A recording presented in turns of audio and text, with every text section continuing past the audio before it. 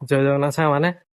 ଗୋଟେ ଏମିତି ଜିନିଷ ଦେଖଉଛି ଯୋଉଟା ଏଇ ଭିତରକୁ ଆସିଲା ପରେ ମତେ ମାନେ ସବୁ କିଛି ଯାହା ଲାଗିଲା ଯାହା ଭାଙ୍ଗିଦେଲେ ଇଏ କରିଦେଲେ ସେ ସବୁ ଅଲଗା କଥା।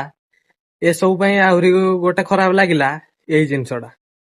ଦେଖ, ଗଣେଶଙ୍କର ଶୁଣ୍ଢ ଭାଙ୍ଗି ଦିଆଯାଇଛି। ଦେଖ ଭାଇ, କଣ କହିବ?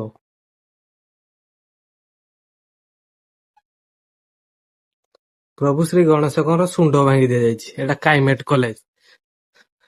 ଏଇଟା ତାଙ୍କର ମନ୍ଦିର, ଛୋଟ ମନ୍ଦିରଟେ କରିଛନ୍ତି ହେଲା। ଦେଖ,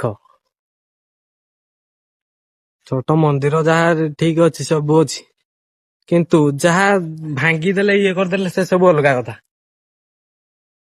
ଯାହା ଭାଙ୍ଗିଦେଲେ ଇଏ କରିଦେଲେ ସେ ସବୁ ଅଲଗା କଥା। ଦେଖ, ବସ୍ ଫସ୍ ଭାଙ୍ଗିକି ପଡି ତା ଚକ କିଏ ନେଇଯାଇଛି, ତା ଇଏ ସବୁ ନେଇଯାଇଛନ୍ତି।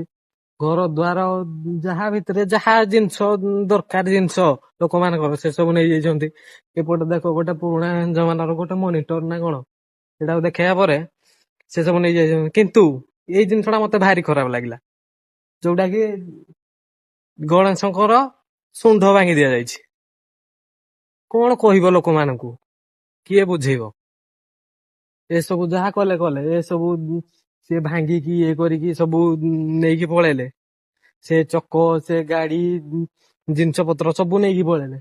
ସେ ସୋଲାର ପ୍ଲେଟ, ଲାଇଟ, ସେ ସବୁ ସବୁ ନେଇଯାଇଛନ୍ତି। କିନ୍ତୁ ଦେଖ ଭାଇ, ଏଇଟା କଣ କରିବାଟା ଠିକ ଥିଲା?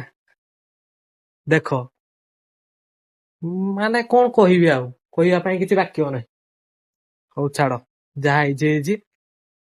ଆଉ କଣ କରିବା? ବାକି ଜିନିଷ ସବୁ ଦେଖିବା।